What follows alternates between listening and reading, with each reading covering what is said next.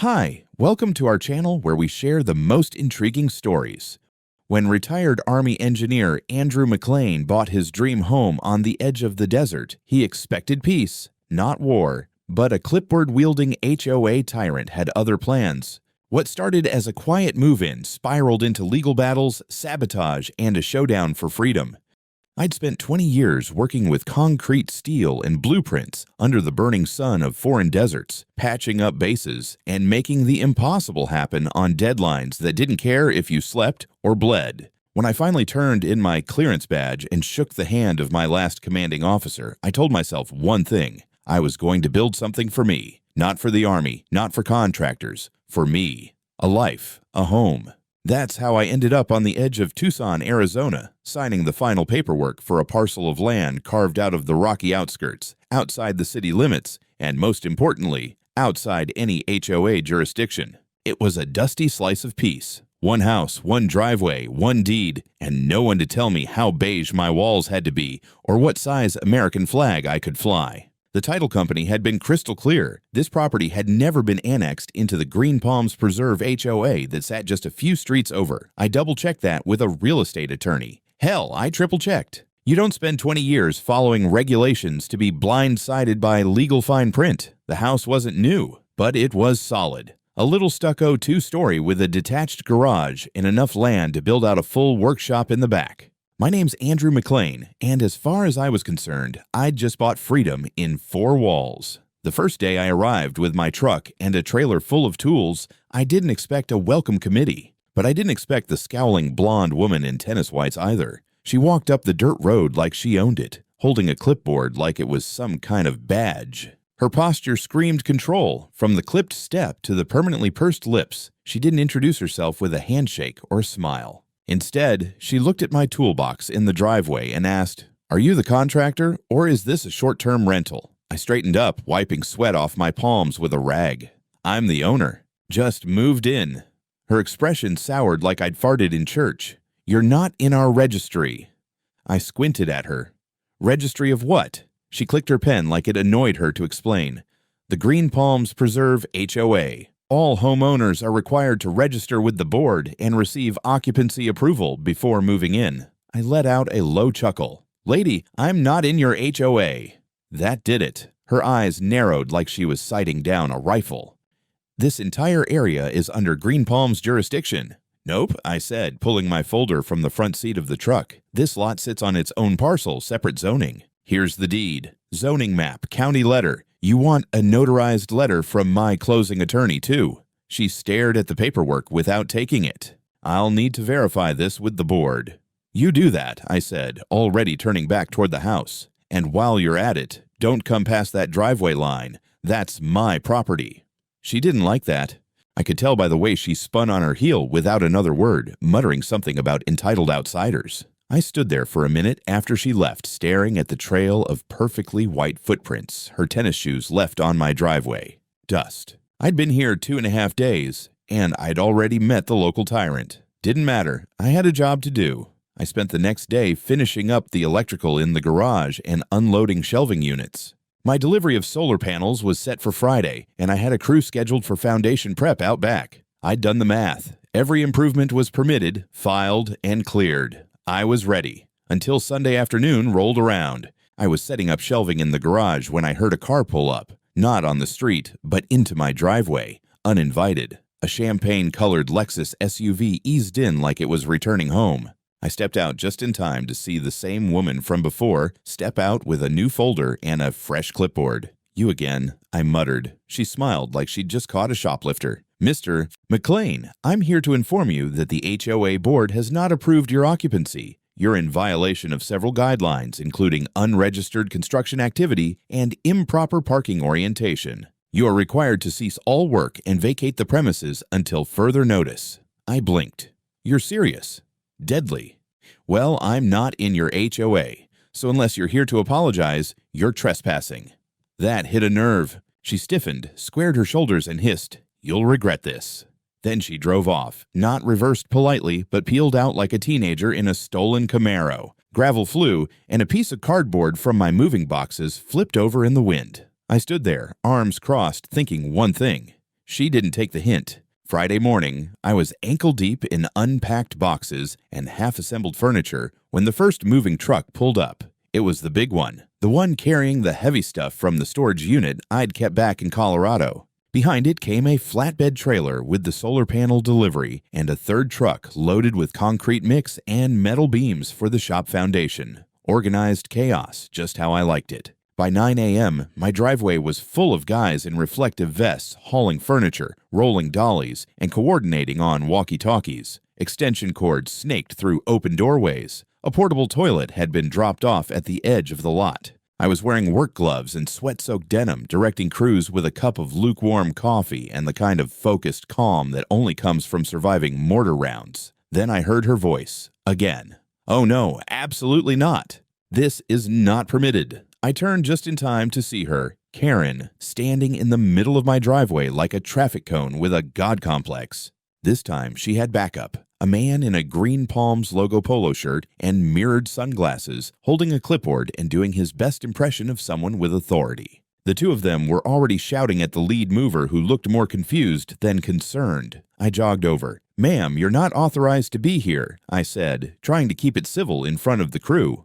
"This activity violates multiple Green Palms residential codes," she barked. "We have no record of this address being approved for occupancy. No moving permits, no utility registration with the HOA, no sanitation plan." I held up my hand. "Let me stop you right there. I am not part of your HOA. This property sits outside your jurisdiction.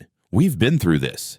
She stepped closer, too close, and jabbed her clipboard at my chest. "You are causing a disruption to the community and bringing in unvetted personnel. These vehicles are obstructing neighborhood traffic." "There's no through street here," I replied. "This is a private access drive. There's literally a gate between us and your neighborhood." She didn't flinch. "This is your final warning." Then she turned and pulled out her phone and dialed 911. I blinked. "You're calling the cops?" "On a moving truck." She turned her back to me, but didn't bother lowering her voice. "Yes, officer. There's a suspicious individual moving into a residence that has not been cleared by the homeowners association. I believe he may be trespassing. There are unlicensed trucks and unknown men on the property." I could have laughed if I weren't so furious. The movers looked around awkwardly. One of the guys quietly asked me if they should stop unloading. I told them to keep going. I wasn't about to let this woman derail a day that was costing me $3,000 in labor and rentals. About 15 minutes later, two sheriff's deputies rolled up in separate patrol cars, lights flashing, but no sirens. Great, the whole neighborhood, including one or two of the actual neighbors peeking through blinds, now had front row seats to the show. The lead deputy, a tall guy with a tired expression and a nameplate that read Hernandez, stepped out and adjusted his belt. "Sir, we got a report of a possible unlawful occupancy. Can I see some ID?" I didn't protest. I handed him my license, then calmly produced the manila folder I'd already had prepared. Deed, zoning map, title report, all marked and highlighted. I pointed to the thick red line on the zoning map.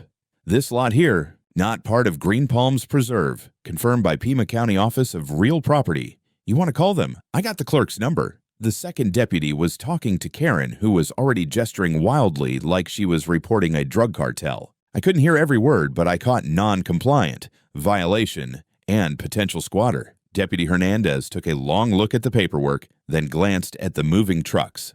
"So, just moving in today?" "Yep.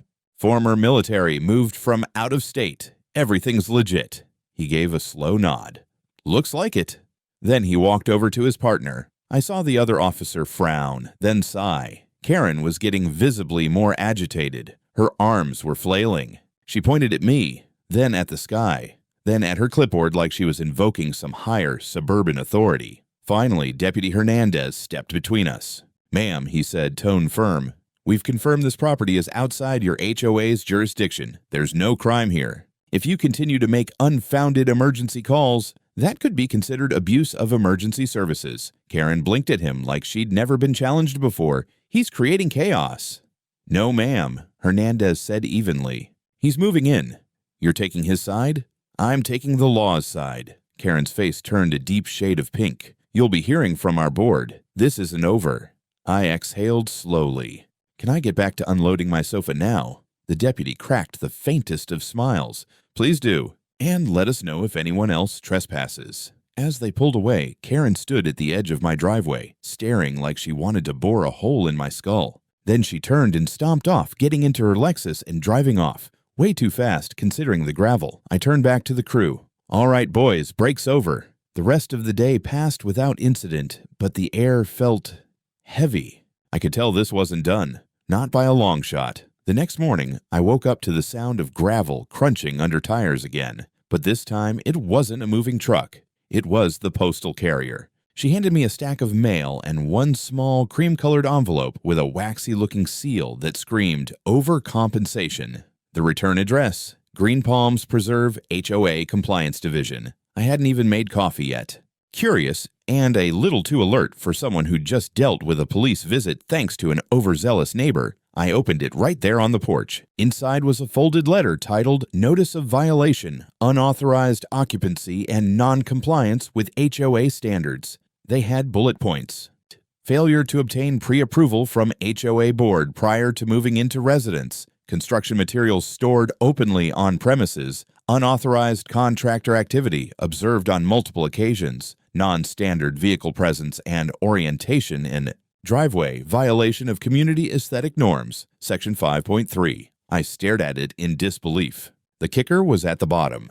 You are hereby ordered to vacate the premises until compliance review and registration are complete. Please contact the compliance office within 5 business days to avoid escalation to legal action. I read it twice just to make sure I wasn't hallucinating. They'd forged an official violation letter and tried to present it as enforceable law. The problem was, I'd already done my homework. There was no overlap between my property and theirs. The county maps, zoning certificates, and my closing paperwork were ironclad. I was standing on a legally independent parcel, and this HOA had no more jurisdiction here than a neighborhood watch group in another state. Still, I wasn't going to let this slide. I took the letter, scanned it into my laptop, and sent it straight to my real estate attorney, Martha Flanagan. She'd handled my closing and knew the zoning layout backward. I added a short message. "Martha, HOA delivered this garbage today. 0 legal standing, right?" She replied 10 minutes later with, "Absolutely none. Call the county to make it official. Also, start a paper trail." They're getting bold.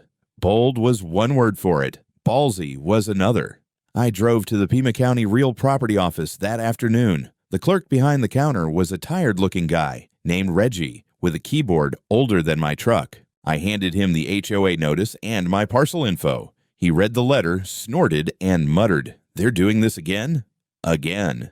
Reggie leaned in a little and lowered his voice.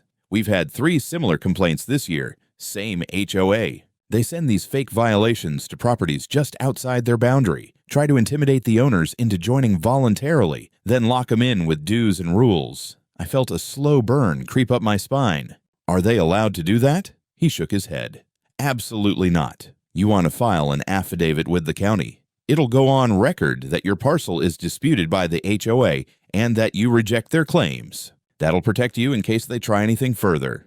I filed it right there on the spot. Reggie even highlighted my parcel on a color map and printed me a copy to post if needed. "Stick this on your front window," he said. "It's got the county seal. They'll think twice before they push again." I wasn't so sure. When I got home that evening, I noticed something weird. My mailbox, a black steel unit I'd installed myself, was crooked. Not broken, just bent. Slightly off to one side. I walked over and saw faint boot prints in the dirt nearby. Then I checked my security camera feed. I'd installed 2 cameras above the garage, front and side, after Karen's last stunt. I scrubbed through the footage from earlier that afternoon. There she was, Karen, right on camera, walking up to my mailbox, clipboard in hand, phone out, taking pictures. Then she reached out and gripped the mailbox post, yanking it like she was checking for weakness. She let go, looked around, then calmly walked back to her Lexus. I rewound and watched it again. She wasn't just being nosy, she was building a file. That night, I sat down with a fresh folder, labeled it HOA Incidents, and printed every screenshot I had. I documented the letter, the mailbox, the video frames. I called Martha again and gave her the rundown. "We're seeing a pattern," she said. "This is coordinated. They're acting like a rogue HOA mafia." She wasn't wrong, and they were about to find out I wasn't some spineless transplant with a DIY patio and a Pinterest addiction. By Monday morning, my property felt less like a home and more like a front line. Every time I stepped outside, I looked over my shoulder. Not because I was scared, I'd seen worse things overseas than a bitter woman with a clipboard, but because I knew I was being watched. You can feel it when someone's keeping tabs on you. The back of your neck itches. The air feels too still. I didn't have to wait long for confirmation. That afternoon, I spotted an unfamiliar SUV parked just beyond the oak trees at the far edge of my property line. It wasn't on my land, technically. It sat on a gravel turnout between my lot and the Green Palms entry sign, but the timing was too neat. I walked out with a pair of binocs and watched as a man in khakis and a polo shirt lifted a DSLR camera and snapped photos of my garage, my truck,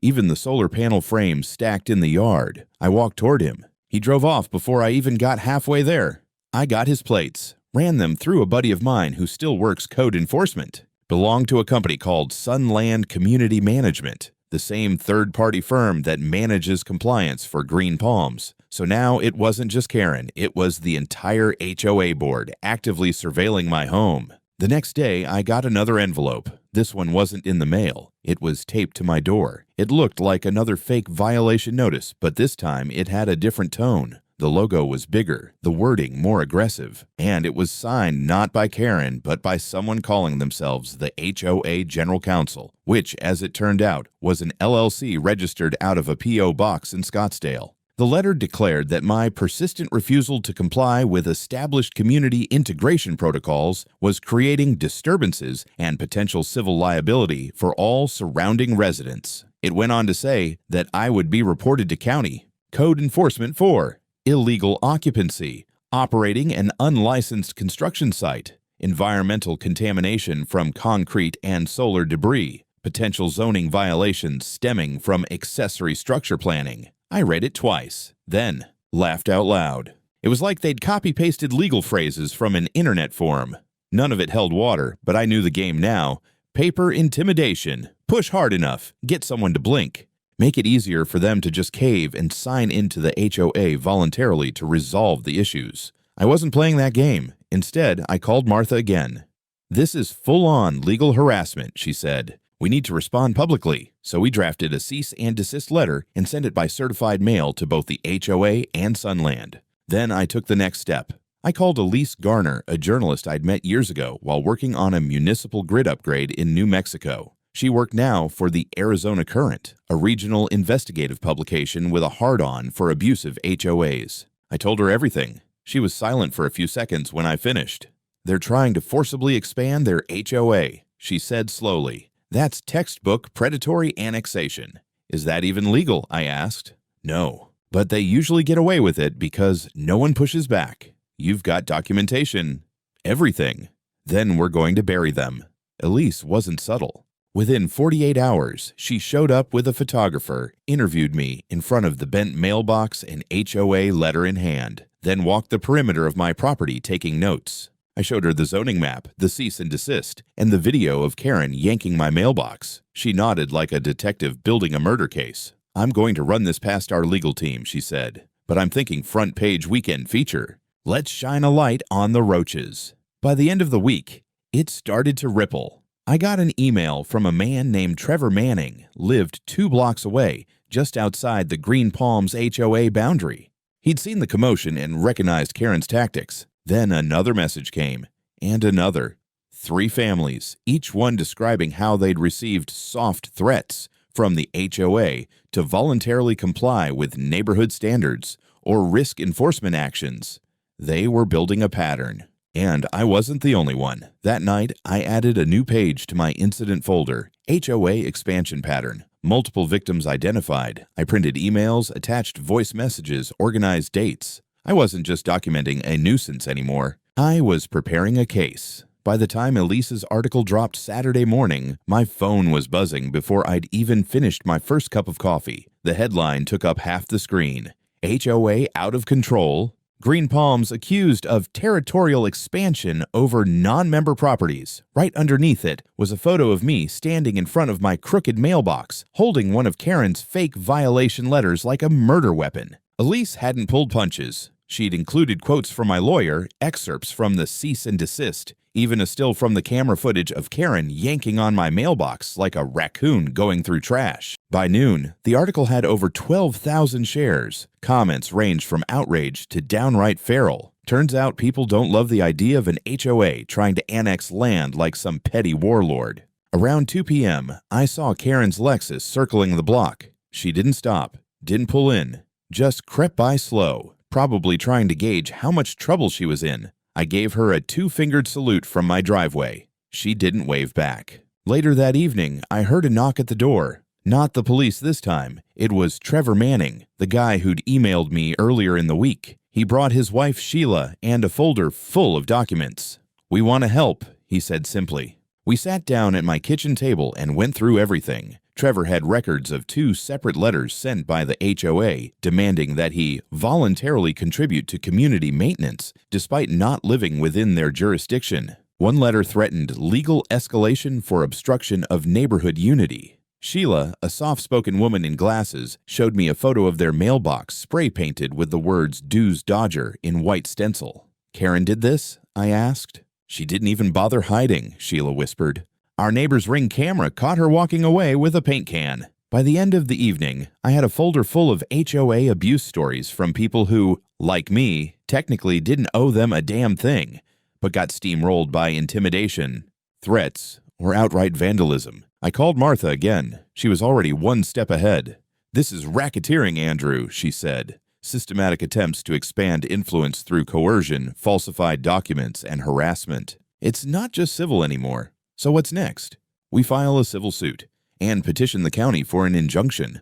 The following week was a whirlwind. Martha filed suit in county court against Green Palms Preserve HOA and Karen Lawson personally, naming violations including harassment, intentional infliction of emotional distress, abuse of legal process, defamation, trespassing, false claims of jurisdiction, attempted fraudulent annexation. We also attached a request for an emergency injunction, one that would prevent Karen and anyone acting on behalf of the HOA from contacting me or stepping foot on my property pending litigation. The moment the paperwork was served, something changed. Karen disappeared from the street. No clipboard patrols, no parking near my lot. It was like the queen bee had lost her wings. But the silence didn't last long. A week later, I received another letter. This one came from a new law office, a tiny firm in Chandler that had clearly been brought in as damage control. It offered to settle the matter amicably if I agreed to cease public commentary, retract statements made in the article, and join the HOA retroactively in exchange for full compliance forgiveness. I laughed so hard I nearly dropped the envelope into the fire pit. That same day, someone smashed my security camera. It happened while I was out getting hardware. The side camera, the one that had caught Karen the first time, was found on the ground, wiring torn. The mount had been hit with something heavy, maybe a hammer. I reviewed the remaining footage, but the person had worn a hoodie and gloves. No plate, no face. I called the sheriff's office. This time, the deputy wasn't indifferent. "You think it's related to the HOA case?" "I don't believe in coincidences." He nodded. "We'll open a vandalism report, but keep documenting everything." "They're escalating." I bought new cameras that night, better ones, with motion alerts and cloud backup. This wasn't just about Karen anymore. It was about a system that thought it could crush people into submission with fake rules and neighborhood politics. Not on my land. The court date was set. It wasn't a full trial yet, just the preliminary hearing to assess the injunction, but Karen showed up in person anyway. She walked into that county courthouse like she was hosting a garden club mixer, wearing a coral pantsuit, pearl earrings, and a smug smile that made me wish courtrooms allowed flamethrowers. Martha and I sat quietly at our table while her side shuffled papers like stage actors waiting for their cue. The judge, a straight-backed woman in her 50s named Honor Deborah Luce, didn't seem impressed by either side's theatrics. She called the case number, glanced at the file, then asked a very simple question. Does the defendant's HOA have any jurisdictional authority over the plaintiff's parcel? Karen's attorney stood. Your Honor, while the parcel is not currently within the designated HOA boundaries, our position is that the community's shared impact zones. Judge Luce raised one eyebrow. That's a no then. He hesitated. Technically no. She turned to Martha. Counselor, you requested an emergency injunction. Present your evidence. We handed over everything: zoning maps, deed records, video of Karen yanking the mailbox, copies of fake violation letters, and the Arizona Current article. Martha was a shark in a silk blouse. She laid it all out with surgical precision, showing not only that the HOA had no authority, but that they had repeatedly and knowingly violated boundaries, both legal and literal. Karen shifted in her seat. I could see her jaw tightening as the judge leafed through the file. After 30 minutes, Judge Luce leaned back. "This is the clearest misuse of HOA authority I've seen in my courtroom. Injunction granted." The HOA and its representatives are prohibited from contacting the plaintiff, setting foot on his property, or issuing further communication under threat of contempt. Karen stood up abruptly. "Your Honor, this is outrageous. He's destabilizing the entire—" "Sit down, Ms. Lawson," the judge said without even looking up. "You are not a licensed party to speak. Your counsel may proceed through motions."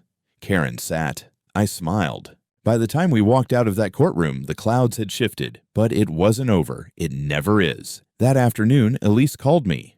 "Hope you're sitting down," she said. "I just got my hands on internal emails from the HOA board. Leaked from someone inside." She forwarded them over. I opened the attachment and started reading. It was all there, a thread of communications between Karen and several board members, discussing tactics to pressure border lot owners into compliance. The language was corporate cold. Begin soft intimidation early, escalate with compliance memos. Use enforcement tone even when no authority exists, most won't challenge. If resistance persists, consider contacting zoning anonymously, or implying legal liability. Annexation through precedent. Force compliance until unchallenged boundaries are normalized. I scrolled through pages of it. These weren't slip-ups. This was a coordinated policy of encroachment. I called Martha and forwarded everything. Her voice lit up like a Christmas tree soaked in kerosene. "This is gold. This proves intent, coordination, and knowledge of illegality. This just turned from civil to potentially criminal." That night, my inbox exploded. Elise had published a follow-up. This time, not just about me, but about the broader pattern. She quoted from the internal emails, used statements from Trevor and others, and ended the article with one sentence in bold: "If your HOA is trying to control your land without legal authority, fight back." The next morning, Channel 7 parked a van outside my property. A reporter asked if I'd give a statement. I agreed, on the condition they also interview Trevor and Sheila. I wanted it known this wasn't about one guy with a bent mailbox. This was about people being bullied in their own homes by a private power structure with no checks and balances. By the end of the week, I was getting emails from lawyers, some offering help, others asking if I wanted to join a class action already forming against the Green Palms Preserve HOA. Karen, meanwhile, was nowhere to be seen, but someone was still watching. I caught a new vehicle circling the block. Different plate. Same habit, slow, lingering passes by my fence line. I logged it, snapped a photo, and texted it to Martha. "They're testing your reaction," she said. "Keep recording. We're not done." No, we weren't. Now it was war. 2 weeks after the injunction, the sheriff's department called me. Not a patrol deputy this time. This was Detective Luis Moreno from the county's Special Investigations Unit. He introduced himself politely, but got to the point fast. "Mr. McLean," he said, "I've been assigned to review a criminal complaint that stems from civil litigation you initiated against the Green Palms Preserve HOA. I'd like to meet in person. We're opening a formal investigation." I met him at the substation with a flash drive, a folder full of screenshots, and the names of 6 other residents who had come forward after the last article. By the end of our meeting, Moreno was nodding slowly, visibly disturbed. "This isn't some neighbor dispute," he said. "This is conspiracy, maybe even wire fraud, depending on how these letters were sent and who paid for them." He requested the originals of the violation notices, the damaged camera, and a list of every interaction I'd had with HOA agents or third-party contractors. I gave him everything. Within 72 hours, I learned that warrants had been issued for the HOA's email servers. And then, like dominoes, everything started to collapse. Elise broke the news before anyone official did. A whistleblower from the Sunland Compliance Agency had come forward with even more emails. Emails that showed Karen had instructed staff to falsify maps, draw HOA boundaries over parcels that were never part of the association, and submit them to the HOA board as administrative updates. They weren't just posturing, they were rewriting jurisdiction on paper. Even worse, Sunland had processed membership invoices to several non-HOA properties after Karen's directives. That opened them up to mail fraud, unlawful collection, and extortion. Martha filed an emergency motion to bring the criminal evidence into the civil case. The judge approved it. Karen was subpoenaed. She tried to duck the court date, filed a motion to delay based on stress-related health conditions. The judge denied it within 20 minutes. The day she walked into the courtroom, she looked like a deflated balloon. No pearls, no smirk, just a beige cardigan and a limp folder clutched to her chest like a security blanket. Her attorney tried to spin the emails as exploratory discussions and claimed Karen didn't act with malicious intent. But the paper trail was clear. Not only did she act knowingly and repeatedly, but she had instructed multiple people to fabricate enforcement authority over private property. At one point, the prosecutor, yes, by then the county prosecutor had joined the proceedings, read out an email where Karen wrote, "Most of these new owners won't check the zoning. If we hit them with enough violations and letters, they'll fold. They always do." The courtroom went silent. Judge Luce leaned forward and asked plainly, "Ms. Lawson, did you send this email?" Karen hesitated, then nodded. That moment broke her. Under pressure, she confessed to directing annexation efforts without legal authority, instructing mailings with false headers and unauthorized legal threats, dispatching individuals to enforce standards on private parcels, authorizing surveillance and intimidation tactics. The county prosecutor filed 3 felony charges immediately: fraudulent misrepresentation, false legal impersonation, criminal harassment, and coercion. The room buzzed like a kicked wasp nest. I didn't speak. I just sat there watching the woman who thought she ran the neighborhood finally realize that power isn't a deed. It's a privilege, and hers just got foreclosed. Karen was taken into custody right there in court. She didn't fight, didn't scream, just dropped her folder and followed the bailiff out like a ghost. The HOA board didn't last a week after that. Sunland issued a public apology and cut all ties with Green Palms Preserve. The county launched a full audit. And the remaining HOA members, the ones who'd voted to approve Karen's border integrations, resigned under threat of individual civil suits. But it wasn't over yet. Martha looked at me after court and said, "You still want to pursue damages?" "Damn right I do." 3 months later, I stood at the edge of my property, arms crossed, watching the last remaining sign of Green Palms Preserve HOA's reach being peeled off a county easement post. A county worker unscrewed the metal plaque that once marked the HOA boundary, a symbol of their fabricated empire. "About damn time," I muttered. After Karen's arrest and the complete collapse of the board, things moved fast. The civil suit concluded in our favor. The judge awarded me and 5 other plaintiffs a combined settlement of over $600,000, with $120,000 going to me alone, compensating for emotional distress, attempted interference with property rights, legal costs, and the smear campaign Karen had tried to orchestrate. Karen didn't fight the judgment. She couldn't. She was too busy serving a sentence of 3.5 years in state prison. The plea deal had stripped her of her right to serve on any housing board in the future and barred her from ever participating in community associations again. Her mugshot ended up on the front page of 3 regional papers. The Queen of the HOA, now just a number in the Department of Corrections. The remaining HOA members either resigned or turned state witnesses. A full audit revealed misuse of funds, unauthorized surveillance payments, and a small pile of falsified compliance reports related to other properties. The county revoked Green Palms Preserve's charter and ordered it dissolved pending legal restructuring. Sunland, the compliance firm, faced its own reckoning.